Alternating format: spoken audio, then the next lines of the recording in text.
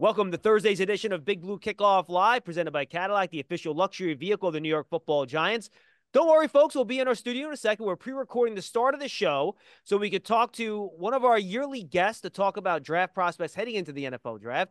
He is Bill Rabinowitz, who covers the Ohio State Buckeyes for the Dispatch in Columbus. And Bill, you've also co-wrote a book with a former Buckeye. Tell us about it. Yeah, I co-wrote a book with Cardale Jones, who I hope people remember in 2014 led the improbable national championship run for Ohio State, former third-string quarterback. And so I was kind of honored and privileged to help him with that, to collaborate with him on that. That came out in the fall, and I hope Buckeye fans or even non-Buckeye fans enjoy it. Absolutely. And Bill, I'm going to start here because this is a little bit of an odd year for Ohio State. Usually we're talking about a handful of first-round guys, a handful of day two guys. I want to know, did you manage to get a cut of whatever NIL deals they were handing out to get all these players to come back and not enter the draft this year? I did not.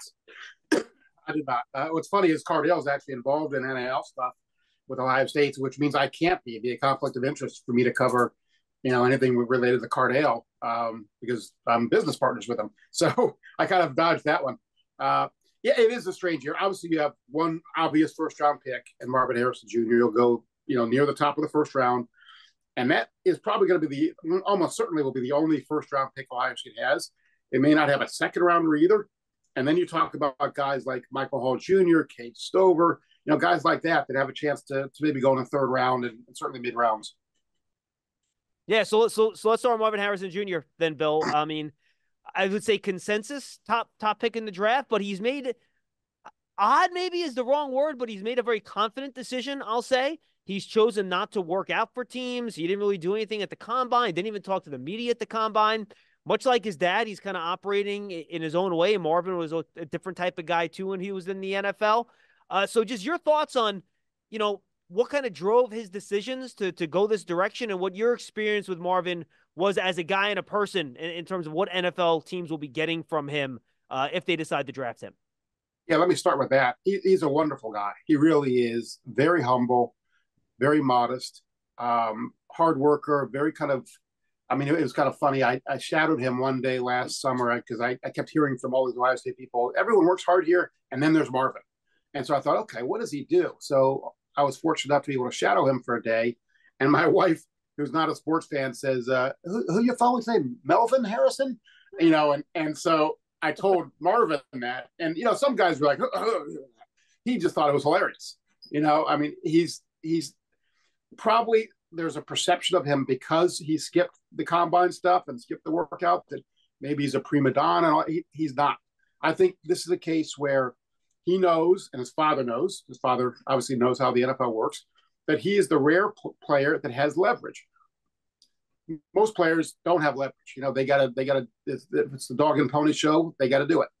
Marvin Harrison Jr. doesn't. All he has to do is say, look at the tape. It speaks for itself. And so he thought, why go through the trouble of training for a 40-yard dash? It's really not going to affect anything. I mean, I'm going to go near the top of the draft. It's probably going to be the first non-quarterback taken, right? That's kind of the consensus right now, although I haven't followed the draft all that closely lately. So he figures, why train for something that's really not football related? I'd rather work on football stuff. And Ohio State has the jugs machine. They call it, it's a Monarch, actually, the more advanced jug machine.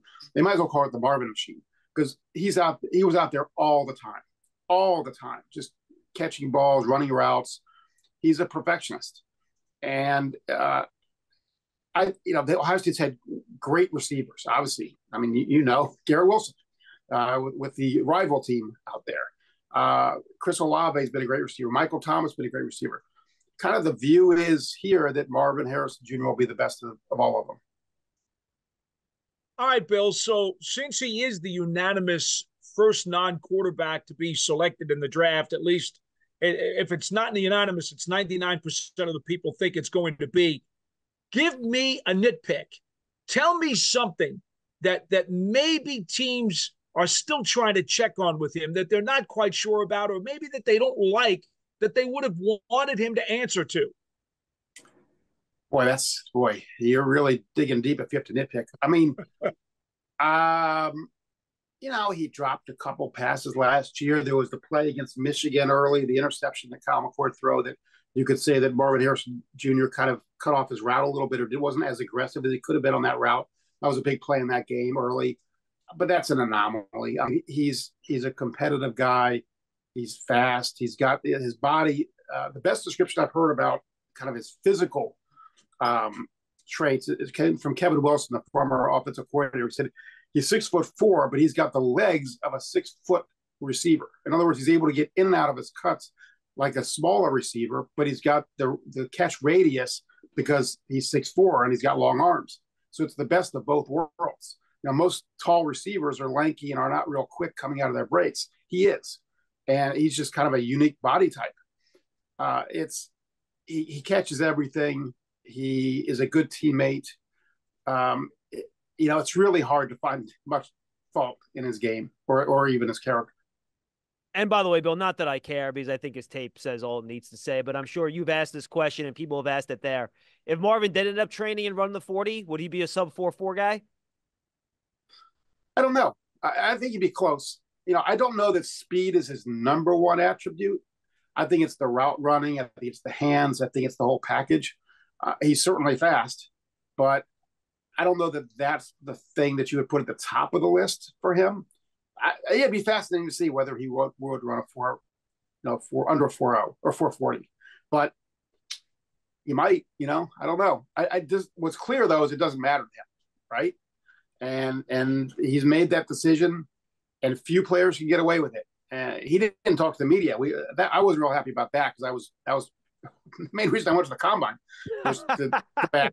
And there was no announcement that he was not coming beforehand. No. So I wasn't real happy with him, but who cares what I think? No, absolutely. I guess my only follow up to that would be this. How much was his level of dominance, you think, this year in terms of overall numbers limited by the Ohio State quarterback situation? It's a good question. I mean, he and Kyle McCord were high school teammates. They're best friends. So there was a chemistry there. And Kyle McCord, he gets kind of a bad rap now. There's a little bit of a revisionist history going on. He was good. He was not a bad quarterback for Ohio State, but he wasn't C.J. Stroud. Right. He wasn't a top of the draft, first round guy. He was plenty good, but he wasn't, what Ohio State fans have become spoiled by. I mean, C.J. Stroud is an exceptional, almost a unicorn kind of quarterback. And before that, you had Justin Fields' first-round pick. Before that, Dwayne Haskins' first-round pick. So the standard is so high. But was McCord great? No, he wasn't great. I'm not sure he elevated the play of others around him. I think you could say that Marvin Harrison Jr. elevated his play more than McCord elevated Harrison's play. But it wasn't like Kyle McCord couldn't throw the ball. He made some really nice throws. I just think that, there's a whole dynamic there about why he left that, there's really no need to get into. But, it wasn't like Ohio State showed him the door and said, we don't want you. It was more than that. Bill, there's a tight end coming out of the Buckeye program, Cade Stover, who will be probably one of the early tight ends drafted. And if the Giants don't have Darren Waller coming back, which is still yet to be determined, this guy is more of a receiving tight end who I think could be of some interest. How do you see his development as he gets into the NFL? Yeah, he had a very interesting career at Ohio State. He was the Ohio Mr. Football out of Mansfield, Ohio, which is kind of a smaller city in north central Ohio. Comes to Ohio State. I think originally he was a safety. I can't even remember. He was a safety. He was a linebacker. He was a defensive end at one point. He bounced around. At one point, he played. He was a tight end. Then they moved him back to defense. In the Rose Bowl against Utah, he played defense, played linebacker. And then in the offseason, they came back to him and said, we think Ryan Day said, I think your best position for the NFL is tight end. He's a terrific athlete. He's a salt of the earth guy in the best way. I mean, he's literally a farmer. I mean, his family has a farm. Kind of his nickname here is Farmer Grunk. And so, a very plain spoken guy. Like I asked him at the combine, and we have a good relationship. So I thought, okay, to ask him. I said, what are teams finding? What are they critiquing in your games? So, what do you think they're critiquing? It's kind of this back and forth we had. And I said, well, everybody misses blocks, and you've missed some blocks. And he goes, And he knew what I was referring to. PFF kind of had him with a fairly low grade as a blocker. And he basically said PFF could go, blow it. Yeah, in fact, Bill, Yeah, I think he was the only guy that dropped an F-bomb at the podium. he And did. I didn't realize it was you that asked that It was my question. I was question. I at was the like, podium for that, and I'm I like, was like, I love this guy. This is the best answer yeah, I ever heard. yeah, he did. My iPad took a little dive there. Sorry about that. Yeah, he's a really he's just a down to earth guy. There's no pretense to him. He says what's on his mind. He's a great teammate. He'll play through pain. He probably would have come out. Well, I think he almost definitely would have come out last year, but he got hurt in the Peach Bowl against Georgia in the college football semifinal. Injured his back and realized he wouldn't be able to really do any pre-combine workouts and pre-draft workouts. I thought let's come back for another year. Ohio State traditionally has not thrown to their tight end very much. He was the most prolific pass catcher as a tight end, I think, since 1995 for Ohio State. He does need some work on his blocking. I think he would probably tell you that, but he's got the skills to do it. He's got the willingness to do it. It's just a matter of, he bounced around so much in his college career. He probably never quite settled in and learned the finer nuances of the position, at least at the NFL caliber, that level. But I think he's going to be a starter in the NFL. I think he'll have a long career if he's healthy.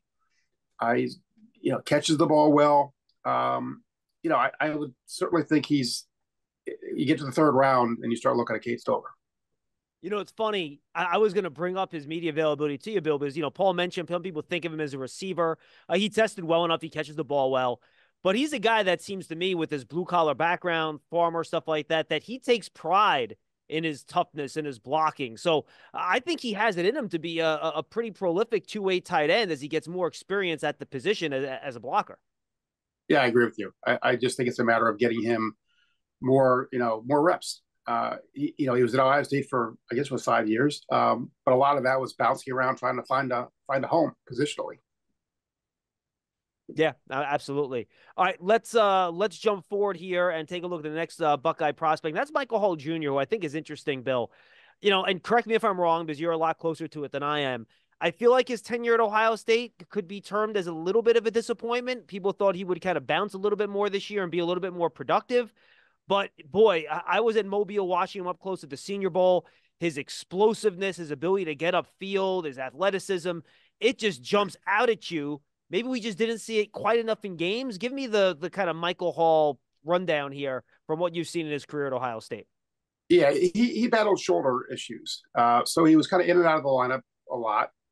I'm going to throw the name out because it's the name that people associate with him. And of course, it's way premature and it's not fair to him or the player I'm going to name because nobody is Aaron Donald. But that's kind of they kind of called him like Aaron Donald Jr. because he's a smaller guy in terms of physique, but he has a really quick first step and just beats blockers off the ball. Now, again, he's not Aaron Donald, let's let him prove himself as a rookie, let alone, become anything close to what Aaron Donald became. But he's that type of player. He's not the biggest guy in the world. That's probably going to be an issue for some teams, and it has to be the right scheme and he has to be used the right way. But he has a skill set that is very rare. That burst off the line of scrimmage, you just can't teach that. I don't care what you do, you just can't teach it. Well, Bill, did the coaching staff ever address his inconsistencies, though? Because I think that's what John was alluding to. There are times when you would say to yourself, well, why isn't he playing at a high level like this all the time? Because the flashes are really good. There's no question about that. Yeah.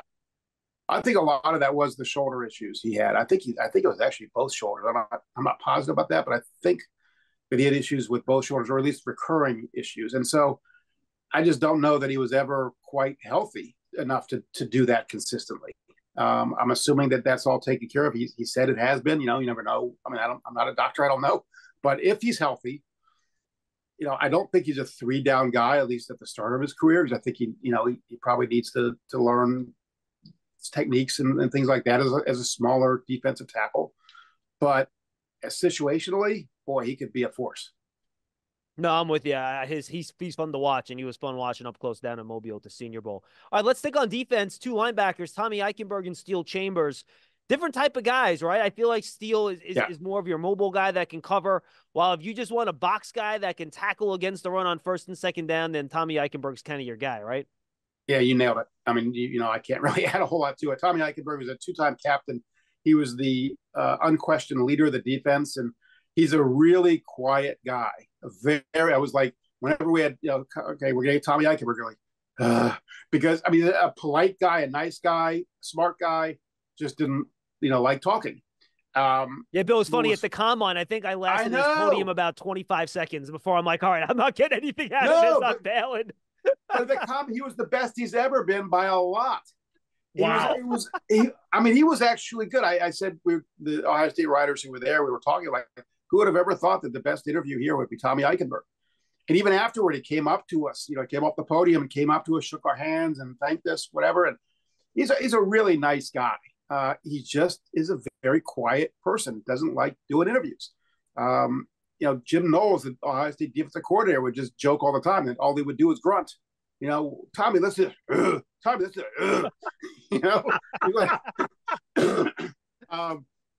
so, I think you put it right as a player. I think he, as a first and second down linebacker, is really good. I'm not sure he's got the speed and the just kind of the quickness, the quick twitch to be, a third down linebacker, although he was a smart player. And if you are smart and instinctive and study well, you can make up some of that, raw speed deficiency with knowledge and instincts. And so I'm not going to rule it out, but I certainly think at the start of his career, he's more of a first and second down linebacker. Steele Chambers is a converted running back and, kind of on the smaller side, although he's certainly bulked up. It was good this year. I wouldn't say he was great, and he'll have a lot to prove. I'm not sure he'll get drafted. If he does, it'll be in the later rounds, I would expect, but he'll get a shot. He's got speed. He'll hit you, and that gives you a chance. Yeah, Bill, I think with the new kickoff rule, this is one guy who's going to benefit. I think he's got a chance to get drafted in the 6th or 7th round because of his ability athletically and the fact that he's got such a high motor and gets after it. Now, he flies around. I saw some video of him where he just shot after guys like a missile, and he must have had his eyes closed because he missed too many guys.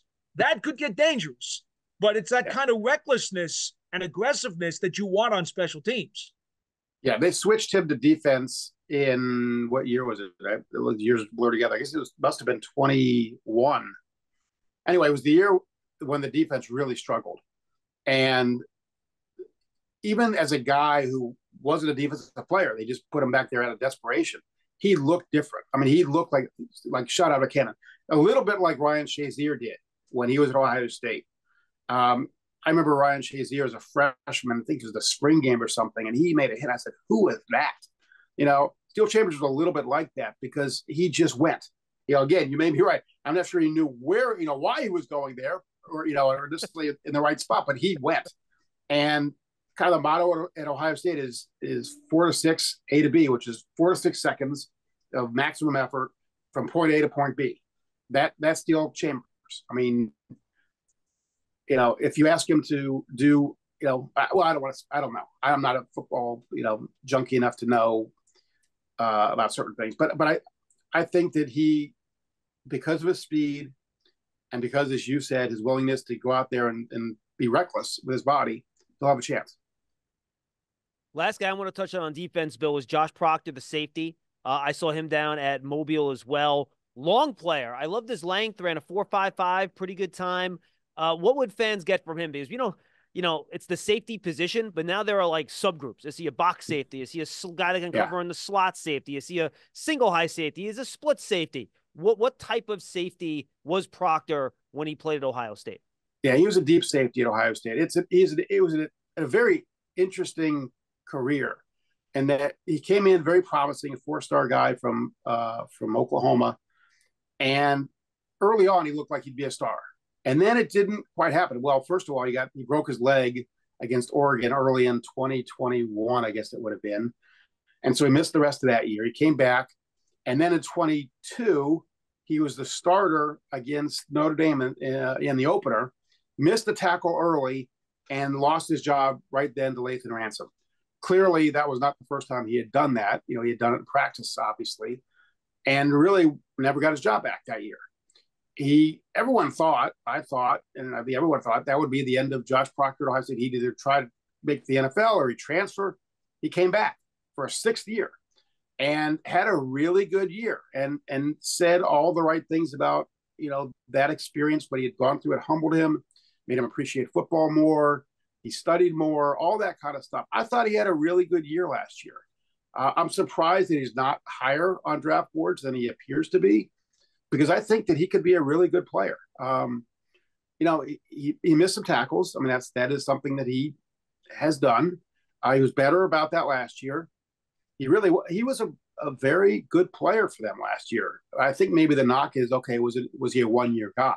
He was there 6 years and he had 1 year. Now one, he was hurt and the other got benched. So, you know, kind of cross off two of those.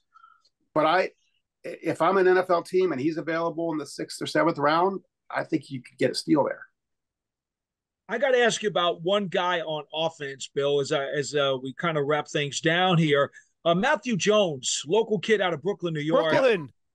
There you go, John. I don't know exactly where his upside is, but since he is an offensive lineman, and Ohio State over the years has usually done pretty well with offensive linemen, I need to ask about his ceiling, because he's going to have to pick up his game, obviously, as he gets to this league. But he certainly has some boxcar type traits that somebody may look at him as a late round prospect. Yeah, I agree. I don't think he's got star potential. I think he'd be a guy that would be at the bottom of the roster, but he's versatile. He played guard at Ohio State, but he really came in as a center, and they actually played him at center in the Cotton Bowl.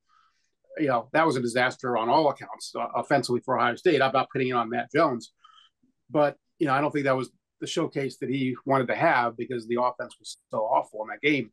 But he can play center and guard. A smart guy, quiet, very quiet guy. Yeah, I could see him being one of those guys that if you're an NFL team, he's your, you know, 7th or 8th offensive lineman, and you have him active on a Sunday because you need flexibility. If somebody needs, if the center or guard gets hurt, you can plug him in. You know, I'll be a little bit surprised if he gets drafted, but I wouldn't be shocked. All right, final question, Bill. Give us a very, very thumbnail sneak preview of what the 2025 Ohio State draft class might look like, with about a dozen guys going back to school that could have been like day 1 or day 2 picks. Well, we talked today, I think it was about 25 minutes or so. We might be here for about 2 hours next year. They're going to have, and it's the combine next year is going to be insane. My beat partner and I kind of went through the list, and we figured like anywhere from 15 to 20 players will probably be in Indianapolis. You know, if Jack Sawyer and JT Tuimoloau and Emeka Egbuka, I mean, go down the list, Travion Henderson, you know, it could have been a normal kind of Ohio State draft class this year. Well, they all came back for the most part, and it's going to be next year. They're loaded. I look at the defense and I think, where's the weakness? I don't see one. There are a couple questions, but I don't know about a weakness. On offense, I think, you know, is Will Howard going to be? He'll be good. Is he going to be great? You know, we'll find out. Offensive line still has some question marks, but I think it'll be better. You look at the rest of the offense and you go, wow. I mean, tight end's a little bit of a question mark because you did lose Cade Stover, but they have talent, they have depth, they have hunger. I mean, you lose 3 times to Michigan in Columbus, Ohio, and yeah, there's hunger. They haven't won a championship. All this talent, you think about it, Marvin Harrison Jr. and C.J. Stroud never won a Big Ten championship or beat Michigan. You know, when essentially a generation of Ohio State players never tasted defeat against the Wolverines. So right. A lot of these guys came back in part. I'm sure NIL played a role, certainly, but so did the desire to beat Michigan and win a national championship, win the Big Ten and win a national championship. And I think they'll be, you know, number 1 and number 2 preseason, probably number 2 behind Georgia, I would guess. But anything less than, say, a college football playoff semifinal will be a pretty big disappointment. And, you know, and beating Michigan and winning a Big Ten championship. I'll put you on the spot. Yeah, I'm sorry, Bill. I didn't mean to interrupt you. I'll put you on the spot real quick, just like you can give me just a one name answer. If you had to guess right now who the first Ohio State player taken in next year's draft will be, who would it be? Oh, boy. I have to look at the other roster. Off the top of my head, I would say JT Tuimoloau or Jack Sawyer, maybe Emeka Egbuka. If Caleb Downs were eligible, I would say Caleb Downs. Bill, Denzel I'm not familiar. Downs. Caleb Downs is the what does he play? from what? Position for Downs. He's a safety. He's the safety transferred from Alabama, who was a freshman of the year in the SEC. And after Nick Saban retired, came to Ohio State, transferred to Ohio State. Denzel Burke is almost certainly going to be a first-round pick next year. I mean, they could have, 7 or 8 guys that are first-round possibilities. I mean, it's Tyleik Williams, the defensive tackle. I mean, it's an embarrassment of riches. Both running backs, Travion Henderson and Quinshon Judkins. Now running backs generally go in the first round, but that's how talented they are. They at least in the old NFL, they would probably be considered first round picks. So, and then that's not even thinking about the guys who might emerge out of nowhere. Right. They're loaded. Bill, awesome stuff, my friend. We really appreciate you joining us. I think we're going on 7 or 8 straight years. You've come on and talked about Ohio State prospects with us. We really appreciate it. Thanks so much for the time. We'll talk again next year. Thanks, Bill. Great. Thank you. That was pre-recorded yesterday. John Schmeelk, Paul Dottino with you, Big Blue Kickoff Live. We'll maybe try to squeeze in, we're going to have a little tight here. We got about 2 minutes to our next guest. We're going to be joined by Justin Spears, who covers the Arizona football team. We've got a bunch of prospects in there. We'll talk about at 1 o'clock, but we will try to squeeze in a couple of your calls after we're done with him, and we sign off at 1:30. Go subscribe to the Giants Huddle podcast, everybody. It features really good interviews. The most recent one that just went up there was my chat with Chris Bisignano from Giants Insider. We talk everything Giants. You go back a little bit earlier than that. We have other good interviews on there, too. I'm trying to think of what the one was earlier in the week, Pierce. We've done so many of them. I don't remember what the huddle was before Bisignano. I know we have Chad Ryder coming up tomorrow. So make sure you go check out that Giants Huddle podcast. You can find on the Giants app, giants.com/podcast, or just search for Giants Huddle on your favorite podcast platform. Same thing for draft season, folks. It's our draft podcast. We're once a week. Tony Pauline and I do episode every Wednesday. It went up yesterday, so go check that out. We go through AFC team needs changes, ideal picks, and the latest news from all the pro days. Oh, Eric Edholm. That was one from earlier in the week on the Giants Huddle podcast as well. Again, if you're on Apple Podcasts, if you leave a positive review for all those podcasts, that would really help us out, and we would appreciate it. All right, everybody, 201-939-4513. We'll try to squeeze in a call here if we can. Paul, I know you guys covered some of the rule changes the other day, but there was one that you wanted to touch on today. Well, the one that allows these head coaches an extra replay review, a third one, as long as one of their first 2 is accurate and is confirmed. I like that. I think that these coaches, some of them get very, very timid about using a video challenge early in the game because they're so concerned that, well, what if I have one later on in the third or fourth quarter when it's really critical and we're outside the 2 minutes where the guy upstairs gets the call, and then it's like, well, they don't use it. And why should you have to get both right to get one back? If the refs screw up one call and you get it right and you challenge it, why shouldn't you get that challenge back? Yeah, I concur with you, John. So if you get at least one of your 2 calls right, they will give you a third now. And I just, look, I know the argument against it is too many replay challenges slows down the game. That's the argument against it. Yeah, but if it's a wrong call, it's a wrong call. I want the calls to be right. I have always felt that way. And frankly, Paul, I think if you get your third one and the third one's right, I think you should get a fourth one. I have no problem with that either. If you keep getting them right and they keep messing up calls, why should you be punished and not be able to challenge anymore? Bob Papa said the same thing on NFL radio this morning. If you keep getting them right, you should keep getting the challenge back. And I get that. I actually, in concept, have no issue with that at all. But the naysayers will say, well, again, too many challenges, too many replay reviews is boring. It extends the game. These replay reviews so many times will take 2.5 minutes when they're only supposed to be like 90 seconds. You get the drift. The league does not want to slow down the tempo and the flow of the game too much, so they don't want to go hog wild nuts with giving you as many replay reviews as you've earned. So they have found a happy medium and said, okay, well, you know what? We get the fact that 2 is kind of restrictive strategically to the coaches. We'll give you a third if you've earned it. I think that's a fair compromise, although I'm with you. What's fair is fair. Let's get all the calls right. If we can get them right and we can fix them, fix them. I prefer that. I just don't think that that's ever going to happen because of this concept that it slows down the game. All right, we're going to try to get Justin Spears up here in a second. Pearson's made a couple calls. I'm going to text him too, Pearson. I don't know that we're giving him a call here. So, Paul, just a couple other things I want to talk about. I love the kickoff rule. I can't tell you how excited I am about it. I think it's a good change. You get the play back in the game. It's an exciting play. You have another chance to get one of these guys that are explosive with the ball in their hands with the ball on the field. I think it's exciting. I love it, and I can't wait to see it in action and how these teams adjust how their coverage teams work. And more importantly, I want to see the type of returner they use in the situations. Is it more of a receiver punt returner type? Is it more of a running back type? I know Eric Galko, who was with the XFL, he was tweeting about this yesterday. I saw it. And he says it's more of a running back position, he thinks now, and you can run real plays out of it, like zone plays or power plays. So I think it's really interesting how special teams coaches now will go in the lab over the next few months and try to figure out how to best take advantage of the opportunities to get more big plays.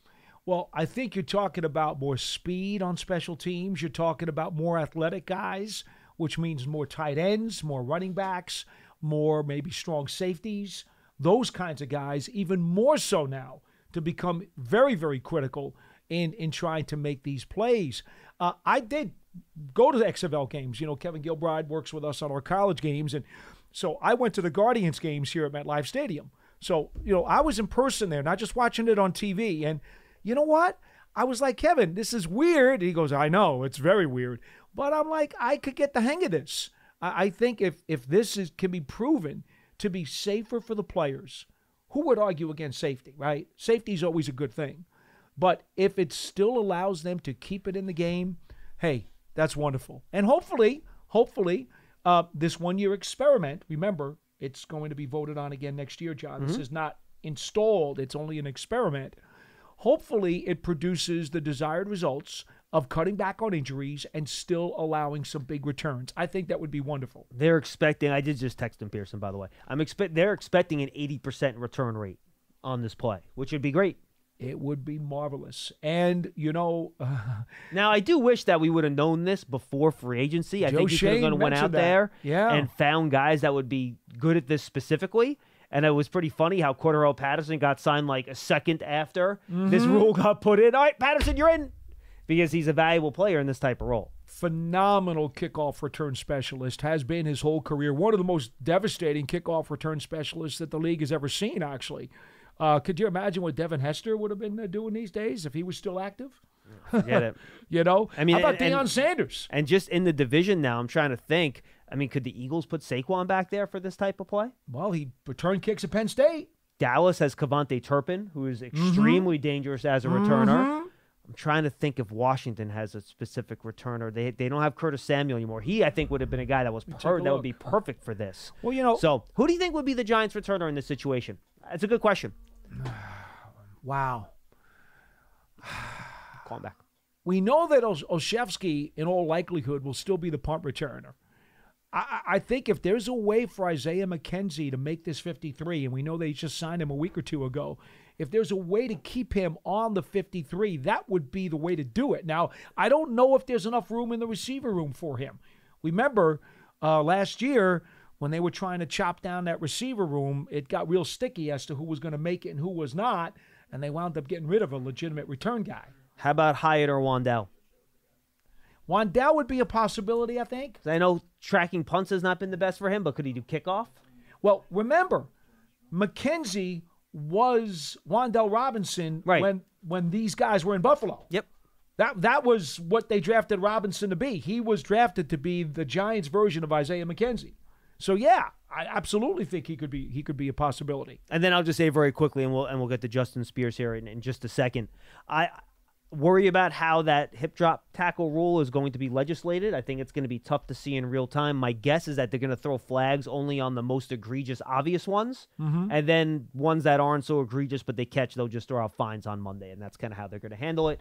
And I think it is a dangerous play. We've seen guys get rolled up on that a lot. I think there are ways to tackle without doing that.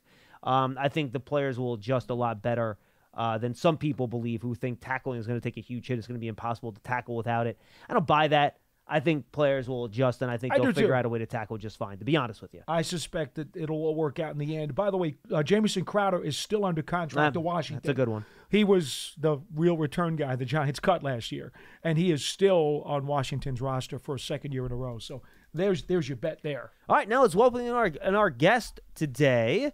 He is Justin Spears. He covers Arizona football for the Tucson Star and the Wildcaster. Also, Spears and Ali, 7 to 9 a.m. on ESPN Radio.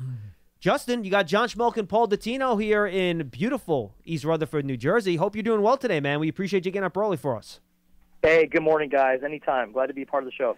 All right, so let's start with Jordan Morgan here, Justin, because I think he obviously is the top player coming out of Arizona this year. And I guess I'll start here. He played tackle for Arizona.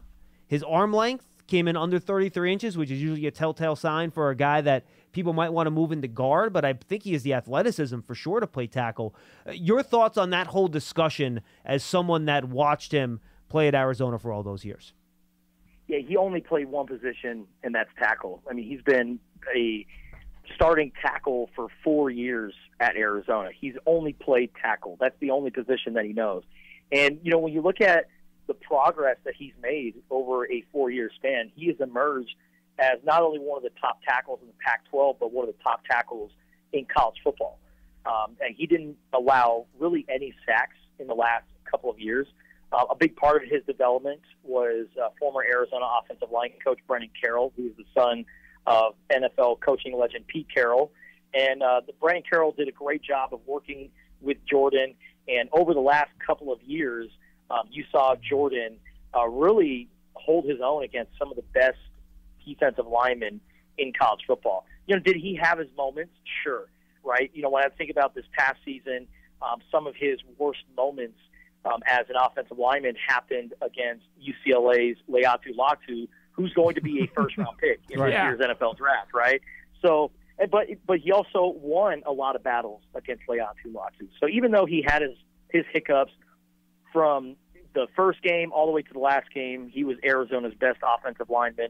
And, you know, he was a potential first-round pick last year, or a guy who's going to get taken very high. But, you know, he suffered an ACL injury in that UCLA game in November 2022 and took his time, missed all of spring ball, missed part of preseason training camp, but came back just ready to go and was 100% all the way through this season and was a great tackle. You look at his Pro Football Focus grades, we're talking about him being, you know, top 10 among tackles, you know, with a certain amount of snaps played. So he's as good as it gets when it comes to playing the tackle position. I don't buy into the whole arm length conversation because, you know, you look at a guy like Rashawn Slater, the left tackle for the Los Angeles Chargers. His arm length isn't, you know, as good as it should be when you compare it to other tackles in the league. But even though Rashawn Slater is a young offensive lineman, he's still really good at the position. So you're so curious about the arm length. Turn on the tape and look at Jordan Morgan. I mean, he's as good as it gets when it comes to tackles. His agility and athleticism is obviously one of the premier things that people are going to look at for him. And by the way, their arm length, him and Slater, are just an eighth of an inch apart. So I think it's a very good point, Justin. But I think when I saw the numbers for checking in at the combine at 6'5", 311, the 311 for that frame is a little bit concerning to me. I would like to see him add 10, 15 pounds. Who knows, maybe even 20. Does it seem like for you he could add some bulk and some thickness to his frame, or do you think that's going to hurt his athleticism and agility, which has been really his primary character trait? Sure, I think, you know, he could always put on a little bit of weight, but you also have to remember where he came from. When he was first recruited to Arizona, he was about 260 pounds, you know, somewhere between 250 and 260. So he was a very light prospect when he came to Arizona. And then over time, I mean, he added a pretty significant amount of weight, and even though he added that weight, he never lost his athleticism. So I think, as Jordan continues to evolve as an NFL player, even if he adds on an extra 10 to 15 pounds, I still think he's going to be that super athletic offensive tackle that I know he can be. He's great in pass protection. When it comes to those one-on-one battles with defensive ends or even outside linebackers, he's as good as it gets. I think the big thing that Jordan, wants to work on is probably his run blocking and getting downfield. But, he also excelled in that in this past season. So he's a work in progress. I think if this was any other NFL draft class, I think Jordan Morgan would seriously be one of the first tackles off the board. But because this draft is so loaded with offensive linemen, we're talking about him being a late first rounder, maybe even an early second rounder. No, I buy that, Justin, 100%. I'm with you. If a team did decide to move him into guard in this theoretical world we're living in, at that size, and you mentioned his run game trying to be something he's improving on. Is he someone that you think would excel at guard, trying to, do double teams, move defensive tackles off their mark? Or do you think that's something that would be a big adjustment for him and he would have to put on a little bit more weight and more strength in order to be effective as a guy that would, play more guard? Yeah, I think he could potentially be effective at the guard position if a team does, in fact, move him inside because, his athleticism and his ability to get out to the second level, you add a pulling guard like him into your lineup, he's going to do some damage. But he's played tackle his entire high school career, his entire collegiate career, and I don't care, who you are. That's a pretty big adjustment. Even if you're a fantastic offensive lineman, moving positions when you've only known, one position your whole life, that's going to be a very big adjustment, especially at the NFL level. I think he's capable of making the adjustment. Of course, there's going to be some growing pains because, he's going to be an NFL rookie. He's getting used to the NFL speed and the strength of other guys. But I think over time you could see Jordan evolve into a great guard. But, talking with Jordan and talking, with some people connected to Jordan, he doesn't want to play guard. Yep. He's open to, playing guard if teams view him as that. But he sees himself as a tackle, and he wants to play tackle at that next level. Don't they all? Come on. No, it's funny, Justin. I had a chance to talk to Jordan and Mobile at the Senior Bowl, and he had zero interest in answering any questions about playing guard. And I'm like, so are you going to do any multi-positional stuff here? And I was asking him if he was going to do a little bit of right tackle stuff in addition to left tackle. He immediately goes, I'm not playing guard here. And I'm like, no. I meant right tackle. It was very funny. I think he understands the contract status in the NFL. That's what I think he does. I'll tell you what, guards made some bank this year, man. Robert Hunt made $20 million. It's not bad. They are. Yeah. And I think, when you look at some teams late in that first round, they're looking for tackles. I know you guys are, talking about the Giants here. Don't mean to bring up the divisional rival, but Dallas Cowboys, man. You hit it. Are losing Tyron Smith. Yep. He'd be perfect there. Yep. You got a tight end, Tanner McClatchlin, I believe is how he says it. He looks like at 6'5", 244, he'd be the prototype, right? The thing about it is, though, even with that size and that frame, he's more of a receiving tight end and doesn't really have a lot of the blocking stuff on tape, at least the clips that I looked at. That concerns me a bit. But we know the Giants have Darren Waller, who may retire, which means they could use a receiving tight end. So maybe this is a guy they might want to look at. What could you tell us about what you've seen with him? Yeah, Tanner McClatchlin, he is a great story. He was a walk-on back in the day at Southern Utah, and eventually he tore his ACL. And he, after I think his second or third year at Southern Utah, transferred to Arizona. But it was in between his rehab. So when he tore his ACL at Southern Utah and in between the spring ball at Arizona, he actually rehabbed his ACL injury by looking at YouTube videos and just kind of and it just did the rehab by himself. He didn't have any medical trainers, didn't have anybody with him to help him because he was in that in-between period. That's very ambitious. Yeah, exactly. And that's the kind of guy that you're getting. And he's a very hardworking, ultimate go-getter. And when he first transferred to Arizona, I didn't really make anything of it because they had their starting tight end come back, and they also added a 4-star tight end who is the highest rated tight end to join Arizona since Rob Gronkowski. I'm sure you guys have probably heard of him. Yeah, we heard of him. And so we thought that this Tanner McLaughlin guy is probably going to be a third stringer, be a backup tight end, and all of a sudden he starts just impressing going into the 2022 season, and he looks so good and was so productive.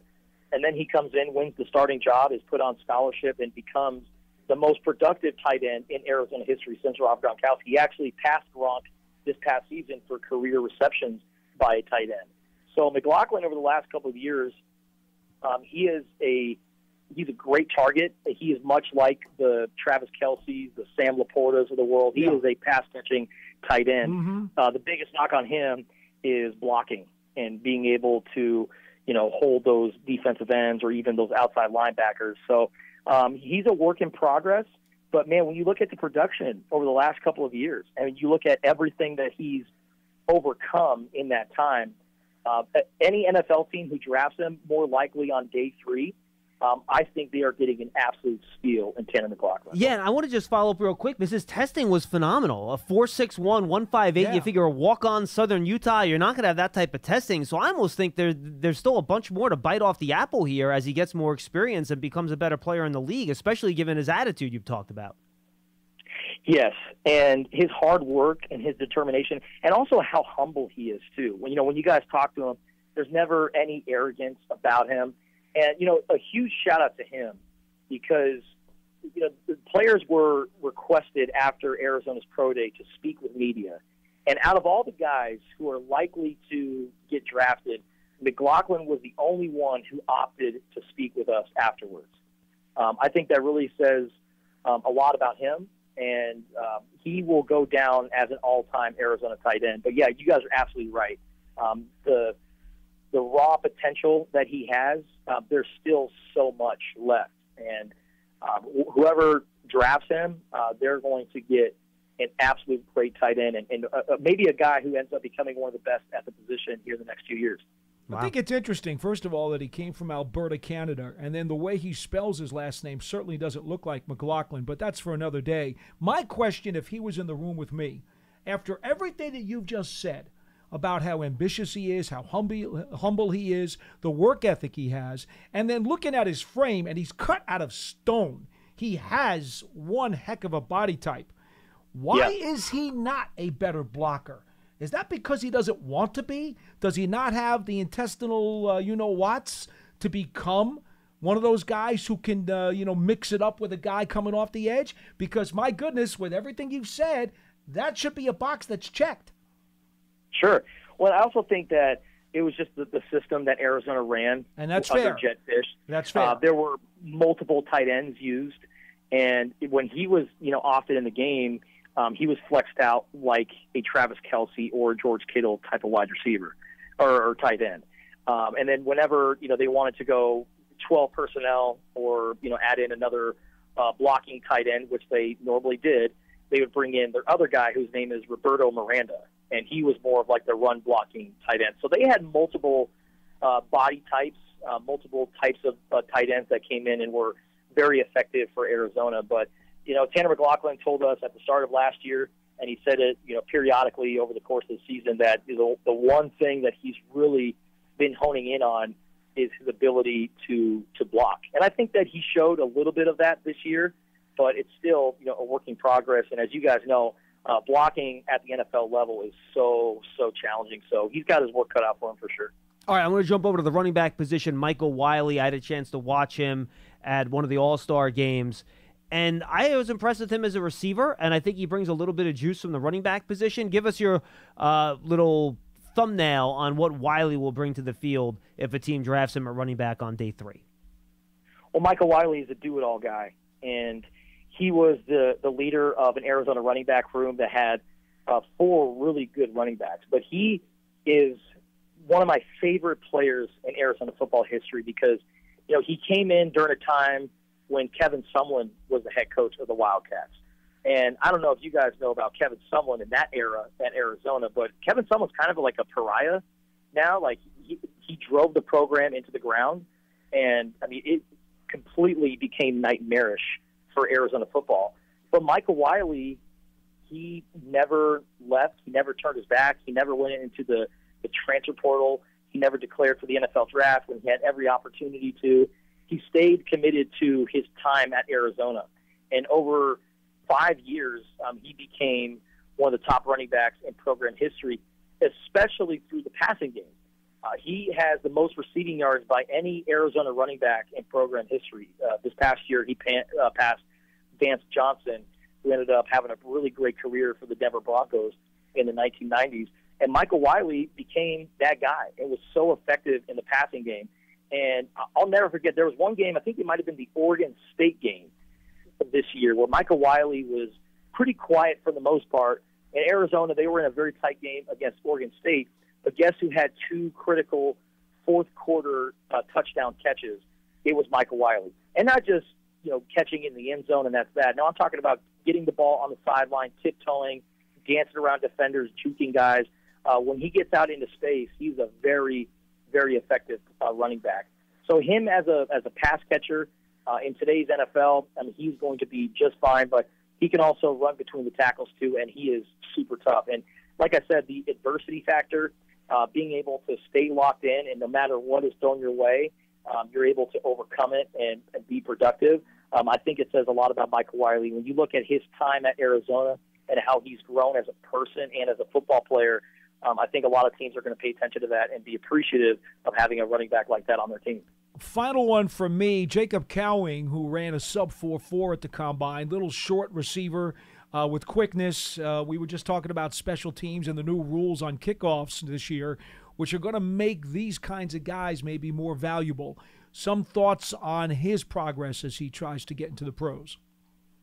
Yeah, he understands that special teams is going to be a big reason why he stays on an NFL roster.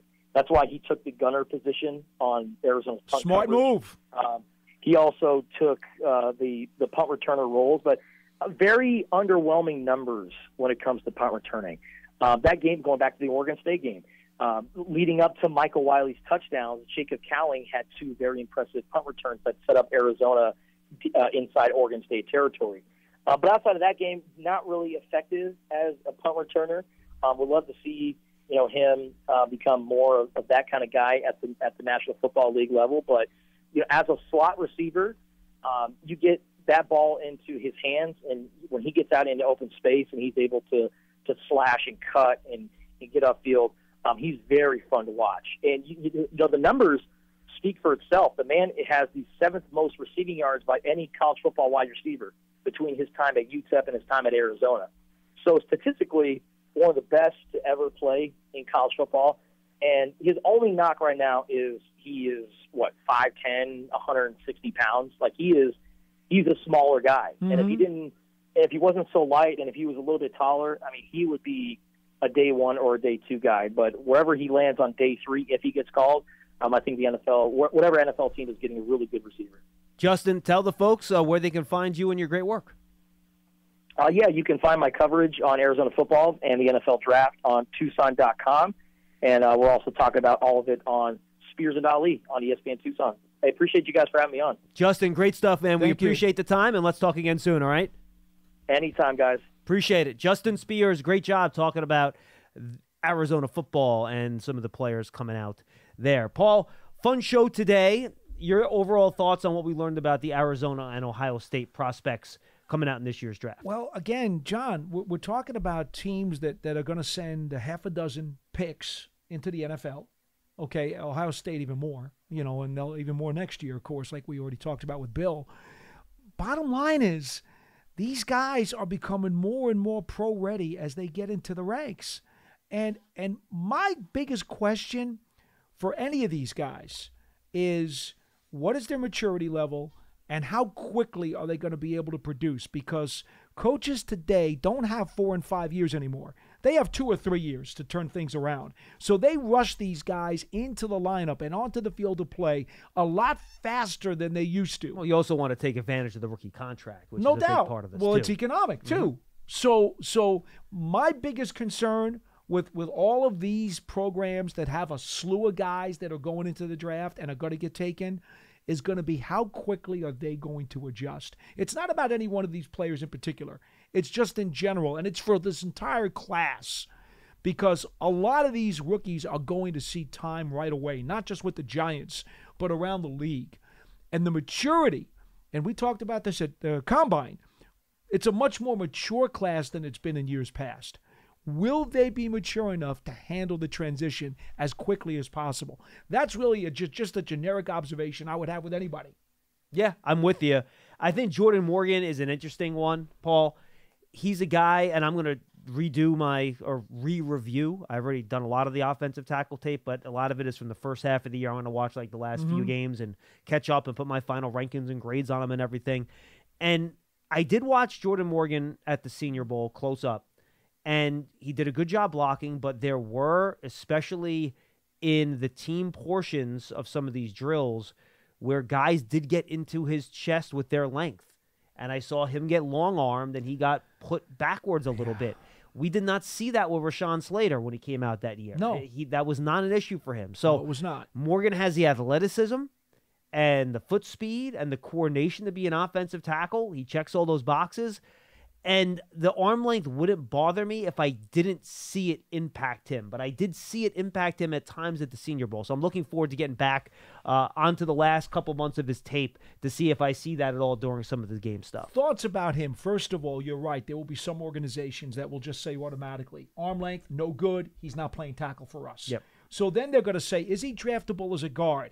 That's a problem for me. He's a guy who's going to have to do a lot of pulling to use that athleticism to get to the outside, to get on the edge. And like outside, He's gonna have to. And outside zone stuff. He's not a guy you're going to want to run a lot of duo and man and power stuff. Forget power. Forget it. Forget it. At 3'11", forget it. All right, he's going to have to be 325, 330 to even have a chance to move anybody off the line. I know he added a lot of weight since he got to the program, but that may mean he's maxed out. That may mean he can't add any more weight. He might be at his max. That's going to be a concern as I try to project him if he's going to be an NFL guard. That would be my thoughts on him specifically. Aside from Morgan and Harrison, who is the one prospect we talked about today that has you most excited? I really got hard on the Arizona tight end, McLaughlin, because he looks the part, and I want to know that he's got that blocking fire in his belly. And after listening to our expert, I believe he wants to do it. I think it's there. Now, he's going to have to show it once he gets to an NFL team. But if he does, he could be a very good player for somebody. Hey, we've learned with tight ends, Paul, you bet on the traits, right?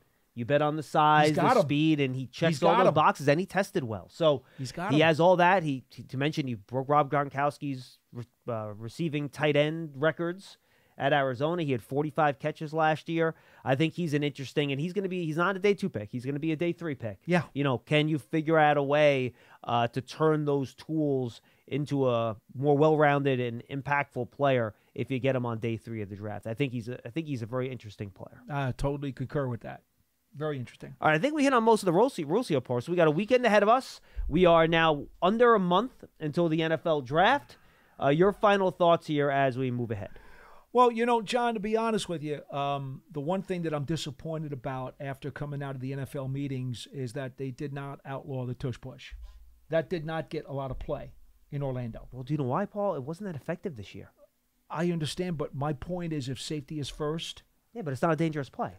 I think it is. Why? The Giants had 2 guys hurt on it. Well, one was the one to Bellinger had nothing to do with it being a tush push. I understand that. But for me, when you have a massive amount of bodies in that one small confined area and they're just shoving against each other. But the same thing as a quarterback sneak. I understand. But now you're getting the impetus from both sides. Quarterback sneak, you're not. It's just the quarterback with his own force against that wall. When you take that other side of the equation and you're pushing on the quarterback's back, now you've got 2 forces of pressure. I think it's a bad move. I think it's a safety hazard. I know a lot of players who believe me and agree with it 100%. But they have the injury rates on these plays, and it doesn't show that. I don't like the play. I think it's just because the Eagles are good at it. That's why you don't like the play. Let's be honest for a second. No, there's players in this locker room who think it should be outlawed too, who think it's dangerous and don't want to run it. I'm telling you that right now. I'm not going to name names, but they don't want to run it. Okay. I think that there should have been more consideration to getting it out of the game. That's my take on the meetings. Well, if they had data that it was dangerous, I think they would have considered it. But the data's not there. I don't have the data, so I don't know. I honestly don't know. I mean, the league has said that there's no data to indicate that injuries are more likely on a tush push than any other play. Of course, it's only been now primarily used 2 years. 2 years, mm-hmm. Yeah. And it's also the only team that's really good at it. Well, not the only team, but if you take the Eagles out of it, the percent success of regular sneaks versus tush push is basically the same. And again, that's not my point. I got you. My point is I just think physics say if you're going to have pushing from both sides of the quarterback, his front and his back, as you put him into the middle of that massive pile, common sense and logic says to me that's not a good situation. That's all I'm saying. No, fair enough. All right, everybody. We're sprinting to the draft now. It's coming fast. It's coming furious. We only have 3 full weeks worth of shows on the Giants Huddle podcast and Big Blue Kickoff Live. And then we have the short 3 days before the NFL draft on April 24th. So it's coming fast and furious. Make sure you stay tuned to all of our content. We'll have a lot of stuff coming out. We're going to have at least 3 huddles next week, maybe a 4th, and we're going to have the accelerated version going on. We'll have mock drafts, draft season, you name it. Stay tuned to all of our content. You know, we really get deep into the stuff.